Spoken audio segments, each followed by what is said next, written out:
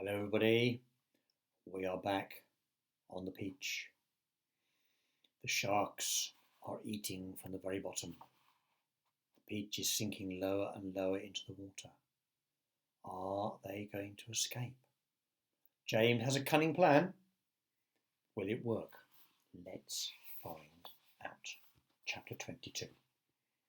In a few minutes, everything was ready. Do you remember he had this plan about the spider and the silkworm making lots of string? He was going to try and tie it all to the seagulls. But poor old earthworm, they were going to use him. They're going to encourage all the gulls to come down because they'll think, oh, what a fantastic, fat, huge earthworm. I'm going to eat that. So poor old earthworm isn't very happy about this plan. Let's see what happens, shall we? In a few minutes, everything was ready. It was very quiet now on the top of the beach. There was nobody in sight, nobody except the earthworm. One half of the earthworm, looking like a great, thick, juicy pink sausage, lay innocently in the sun for all the seagulls to see. The other half of him was dangling down the tunnel. Do you know what he's going to do? What the cunning plan is? James was crouching close beside the earthworm in the tunnel entrance, just below the surface, waiting for the first seagull. He had a loop of silk sitting in his hands. The old green grasshopper and the ladybird were further down the tunnel, holding on to the earthworm's tail, ready to pull him quickly in out of danger as soon as James gave the word. And far below, in the great stone of the beach, the glowworm was lighting up the room so that the two spinners, the silkworm and Miss Spider, could see what they were doing. The centipede was down there too, exhorting them, that means encouraging them, to get them to go faster and faster, exhorting them both frantically to greater efforts, and every now and again James could hear his voice coming up faintly from the depths, shouting, "Spin, silkworm, spin, you great fat lazy root, faster, faster, or we'll throw you to the sharks." Which isn't really very nice. I'm not sure that would make me work faster, but still, maybe cross. "Here comes the first seagull," whispered James. "Keep still now, earthworm, keep still. The rest of you get ready to pull."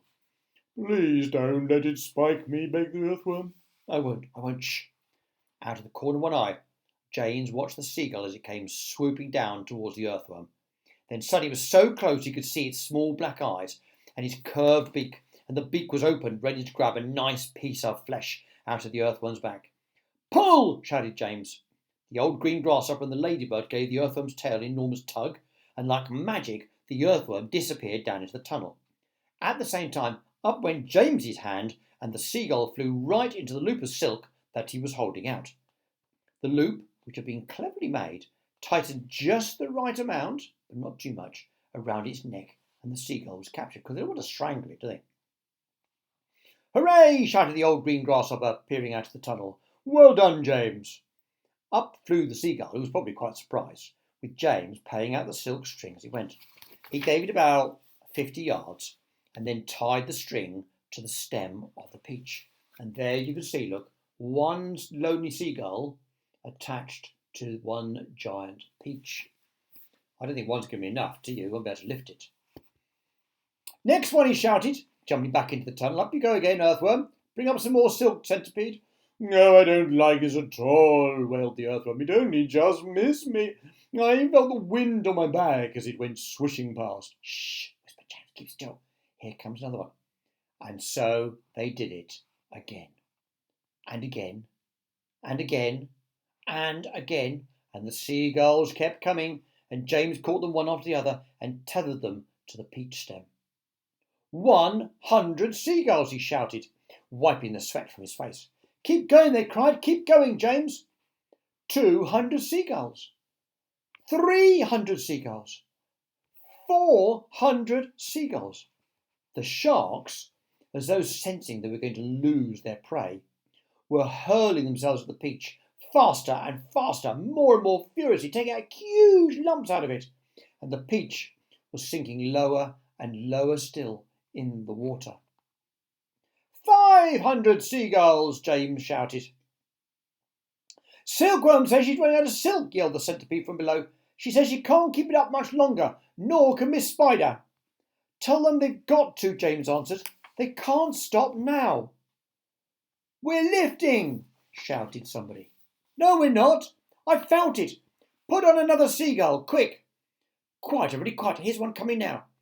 This was the 501st seagull. And the moment that James caught it and tethered it to the stem with all the others, the whole enormous peach suddenly started rising up slowly out of the water. "Look out! Here we go! Hold on, boys!" But then it stopped, and there it hung. It hovered, it swayed, but it went no higher. It probably just needs some more, don't they?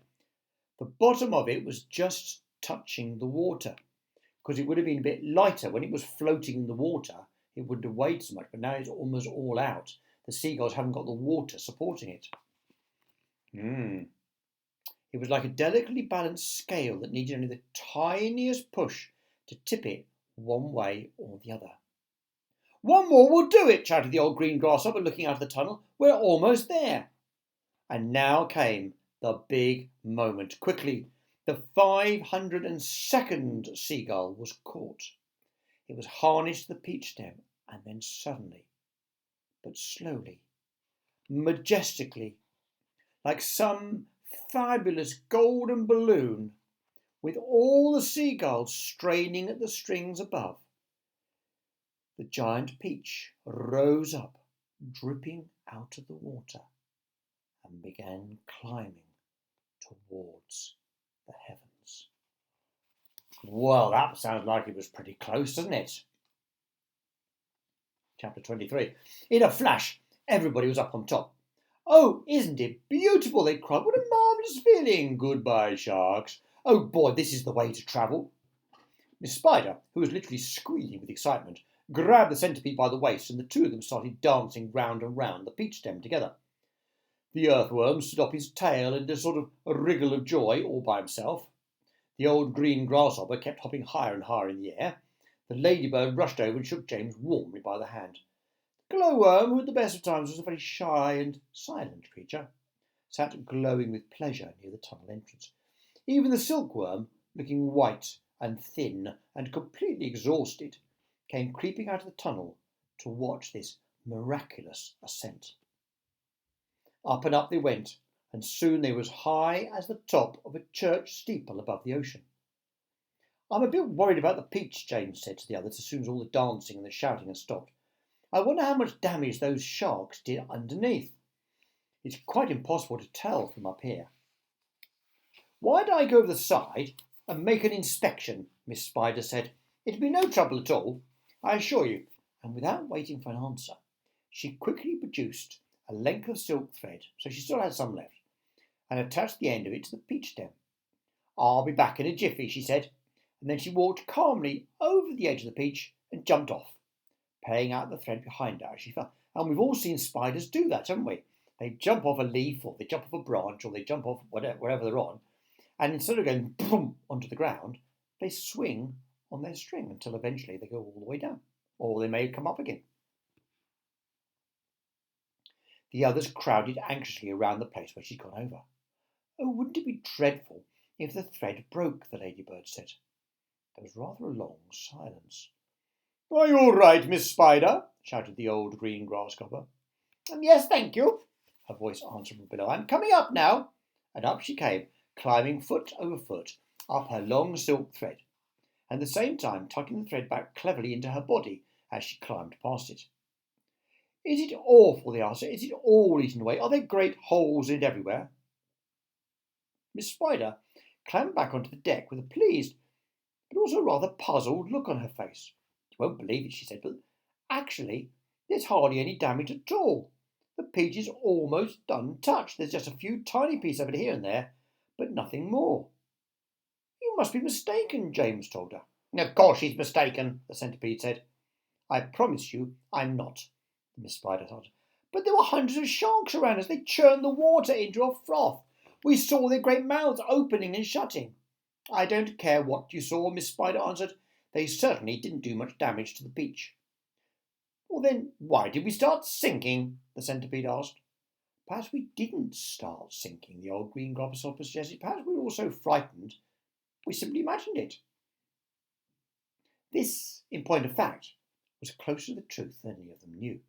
A shark, you see, has extremely long, sharp nose, and its mouth is set very awkwardly back underneath its face, sort of down here. This makes it more or less impossible for it to get its teeth into a vast, smooth, curving surface, such as the side of a peach. Even if the creature turns over on its back, and sometimes sharks do that, turns out on its back, it still can't do it because the nose always gets in the way. Have you ever seen a small dog trying to get its nose into its teeth into an enormous ball, then you'll be able to imagine roughly how it was with the sharks and the peach. Well, it must have been some kind of magic, the ladybird said. The holes must have healed up by themselves. Oh, look, there's a ship below us, shouted James. And everybody rushed to the side and peered over. None of them had ever seen a ship before. It looks like a big one. It's got 3 funnels. You can even see people on the deck. Let's wave to them. Do you think they can see us? And neither James or any others knew it, but the ship that was now passing beneath them was actually the Queen Mary, sailing out of the English Channel on her way to America. And the Queen Mary, I don't think the Queen Mary sails anymore, but the Queen Mary was a very, very famous cruise liner, and it used to sail from England to America and back again. And on the bridge of the Queen Mary, which is where they do all the controls and the steering, the astonished captain was standing with a group of his officers, all of them gaping at the great round ball hovering overhead. I don't like it, the captain said. Nor I, said the first officer. Do you think it's following us, said the second officer. I tell you, I don't like it, muttered the captain.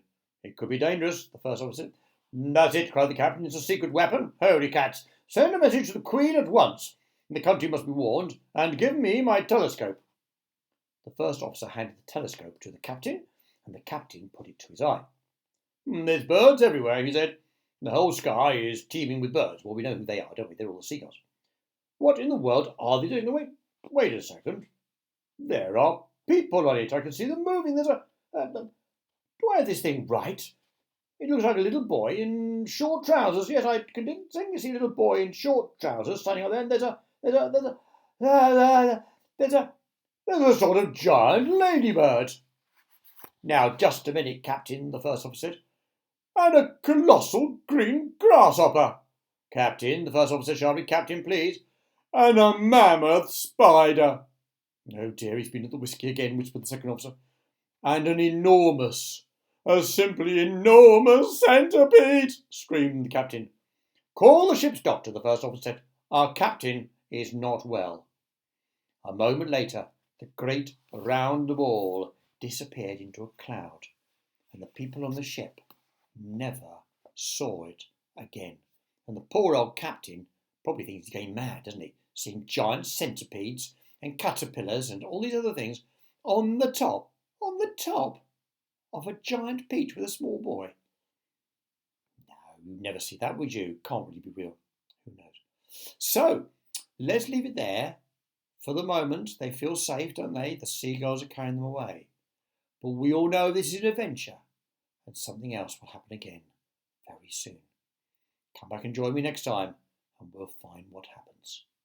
Be happy. See you soon. Bye.